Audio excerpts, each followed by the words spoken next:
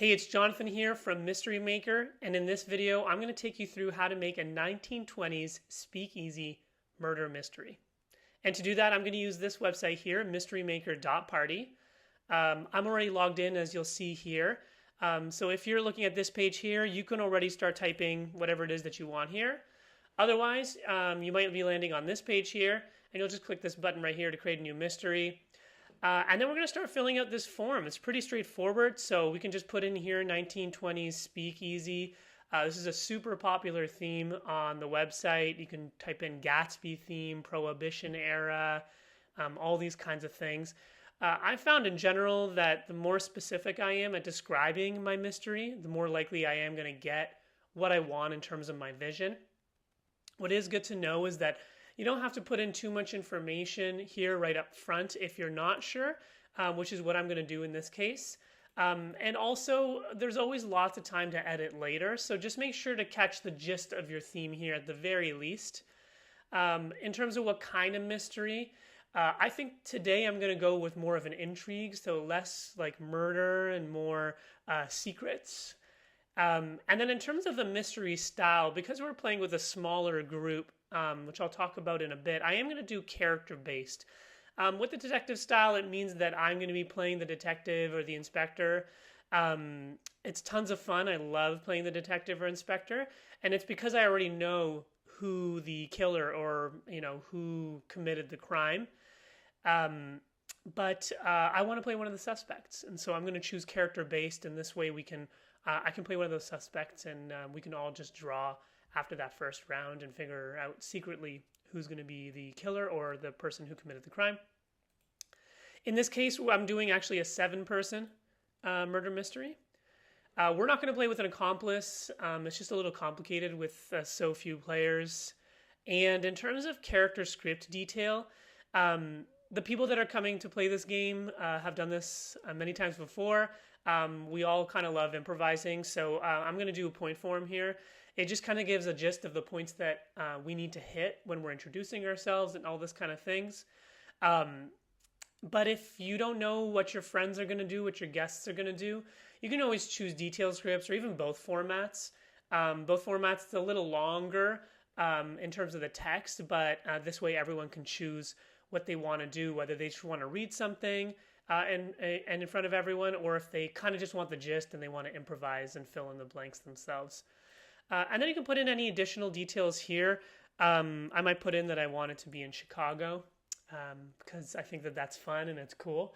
But I can put in anything here. I could put in the name of the speakeasy. I can put in whether it's a flower shop or a laundromat. I can put out details about characters. I can really put in anything here. I will also have time to edit this afterwards. So that's kind of what I'm going to do here. I am going to just start the chat now like this. And as you can see, this is just kind of like a chat that you've had, many times before. It takes about 30 seconds to draft the first concept. Sometimes it asks questions, but looks like this time it's going to draft a concept. So we're just going to come back in less than 30 seconds to see what it drafted. Okay, so we're back here, and let's see what we've got. The Velvet Shadow Affair. 1928, Chicago's most exclusive speakeasy, the Velvet Shadow, is having its biggest night of the year. And the club's owner, Vivian Noir, has invited her most trusted associates. But at midnight, Vivian made a shocking announcement. Someone has stolen the club's insurance policy. Without it, the club is vulnerable to raids, arrests, and total ruin. Worse, whoever took it could sell those secrets to rival gangs, the feds, or the highest bidder. So as you can see, we have kind of like a crime against, probably a criminal. But anyway, there is a crime going on here. Vivian's locked the doors. No one leaves until she gets her ledger back. And so here we have the scene. So that's kind of the crime that's been committed. We learn a little bit about the owner here and their background. We have our character list here. So we have Tommy, Delilah, Officer Patrick, Patty Malone. So there's a pianist, a champagne flapper and socialite, the club's head hostess, a smooth-talking bootlegger, club cigarette girl, wealthy investor, and then the crime method as well. So this is my chance to kind of make some edits here. So one thing, we can change anything. So I can say change the name of the club. Maybe I don't like it. Maybe I have an idea of what I want it to call it. I don't. so I'm just going to leave it vague. In terms of the character names, I'm not really overly fussed about the names of them, but some of the occupations I'm not crazy about. So let's make sure one of the characters is a politician. I always think that's nice. Change this from the cigarette girl. You can see here, like, it's not super clear the way I'm writing this, but that's not important. I'm going to let the AI kind of like figure it out itself.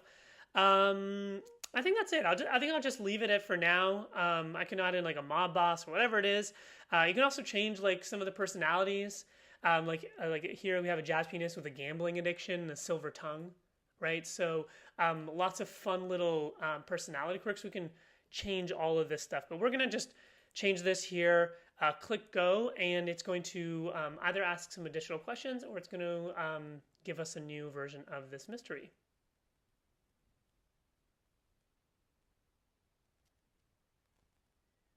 Okay, and so it spit out some new things. So now we're at the Crimson Velvet. Okay, we've still got velvet in there. That's fine. I'm not overly fussed. And let's see here. Okay, perfect. It did the right thing. So Alderman Victor Crane has this rising city politician with mayoral ambitions. I love it. So once I'm happy with this, then what I can do is I can click the bottom button here and generate full mystery. And then I have a chance to review everything. I can see the story preview here. I can see all my characters listed out here. And if I'm happy with that, I can complete purchase. I'll click this button and we'll see you on the other side. Okay, so after the payment page, this is the page I come to here. I got this big red button, so I'm going to hit Generate Mystery Package. And as you can see, it should take about 10 to 15 minutes. If there's less characters, it'll take less time. If there's more characters, it'll take more time. I've never really seen it take more than 15 minutes. And with 7 characters, I bet you this will take less than 10 minutes to create. And this will update in real time. I can either leave this page entirely. I can leave this tab open. Regardless, it's working in the background so I can follow along, or I can just come back when it's done. So I'll see you in a bit once this is done loading. Okay, so here we've landed on our fully generated murder mystery party kit. As you can see here, we have the host guide, the characters, evidence, and the investigator guide. So here on the host guide, we can see things like the game overview, materials, prep before the party, like how to set up the investigator, timelines, really just everything that a host would need in order to host a successful murder mystery party, or in this case, an intrigue mystery party. We hop over to characters here. We can see our 7 characters. And if we click on one of them, you can see lots of detail here. You got a description of the character, a little bit about their background, a little bit about their motives, really get the player into the character, know what secrets they're holding and why they might have motives to do what they do. This person already knows who their allies and rivals are, so already there's kind of like that. There's like some of this really nice information going into the night that creates like a lot of great drama. And then you can see we got like point form introductions, point form rumors, point form scripts. So as the round goes, me and my friends, we can just take on this point form kind of script and make it up as we go, which is always really lovely and really fun. For evidence cards here, you can see our evidence looks great, like little forensic little things. I love to hit the sprint button. You can see here, it's ready to print. So I try to print these in color and just use them at the actual night. It just adds to the ambiance. So I highly recommend that. And then lastly, the investigator guide here. So one could either read it aloud by the host if they were playing the investigator. And if not, then you can do a pre-recorded audio file. Super easy instructions here to follow. You can generate free audio files online, really good quality. Download the MP3s and just play them at your night. It works really, really well. Otherwise, you're reading these scripts, and that's what you're also putting in to create these audio files.